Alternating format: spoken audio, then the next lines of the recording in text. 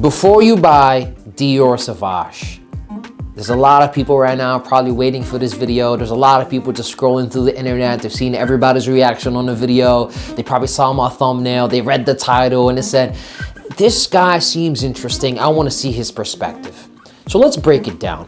Number one thing you should know about Dior Sauvage is this is the number one king. Number one thing, this is the number one king. Currently right now, this is the top selling fragrance on the market.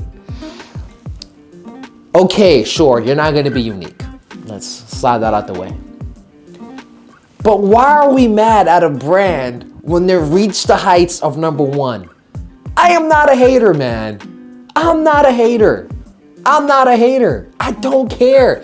In fact, if I ever made a fragrance, I wish I have the success of Dior Sauvage because I want everybody to enjoy my fragrance. I want everybody to say, this is my fragrance of choice. I want everybody to say, wow, my ex-girlfriend, my current girlfriend, my current wife loves this fragrance.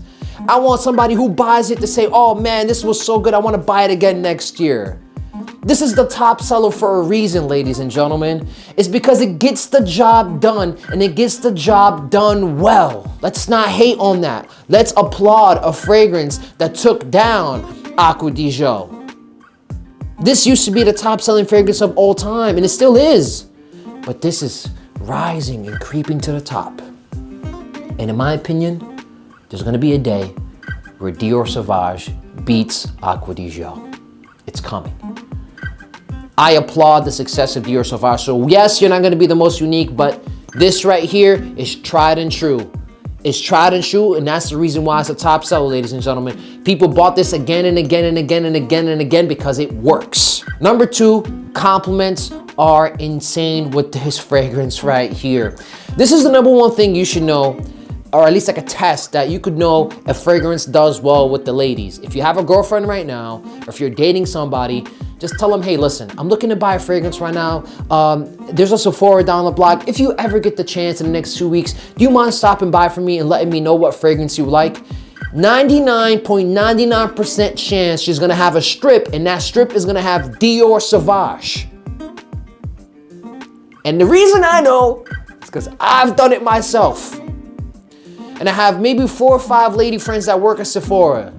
I'm like, listen, which one do you like? They go, listen, everybody buys it, but this is so good. Compliments are ridiculous. I've worn this to a lot of my retail jobs and I get compliments on this very often. It is a compliment proven fragrance, ladies and gentlemen. Number 3, when it comes to the flankers of Dior Sauvage, you want to avoid the Parfum. Personally, I know people might comment in the comment section, be like, whoa, whoa, whoa.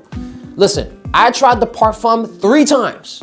And 3 times, it did not perform on me. And also like that scent profile, for some reason, as soon as I smelled it, I was like, I let it dry down a little bit, and then next thing you know, it's gone. So performance on me when it comes to the Parfum did not do so well. On the other hand, the Eau de Toilette, phenomenal. The Eau de Parfum, let me show you this cute version of it. Look, it has a little tiny Eau de Parfum. I don't know if you can see it. I don't know how to do this whole camera thing people do, but it's like a cute little Eau de Parfum. I love this one. And the Elixir is another flanker. Now the Elixir, personally, I like it. I'm not in love with it yet. It's extremely complex. It's extremely dense, extremely powerful, has a Middle Eastern vibe. It strays away a little bit, not too far from the original Eau de Toilette. So the Elixir, to me, you either are going to love it or you're going to hate it. But the Elixir, I definitely recommend trying it. You might like it. The Parfum, I just personally cannot recommend it. But Eau de Toilette and the Eau de Parfum get a thumbs up when it comes to the flanker line. 4th thing you should know about Dior Sauvage is the price value proposition on this one is pretty good in my opinion. The reason I say that is this. If you get the Eau de Toilette for like $200 on like a discount website or maybe like a sale, you're going to get a ton of use out of this one. Quality bottle with the magnetic cap, status, performance, and a ton of compliments. So the price value proposition on this one is amazing. Versatility is where this one is a bit of an Achilles heel, right? I do think you could wear this one to the office. I think this one does an amazing job when you wear it on dates. I think you could wear it to casual occasions very well. Summer, spring, fall, any season. The only thing about this fragrance right here is it projects a strong amount.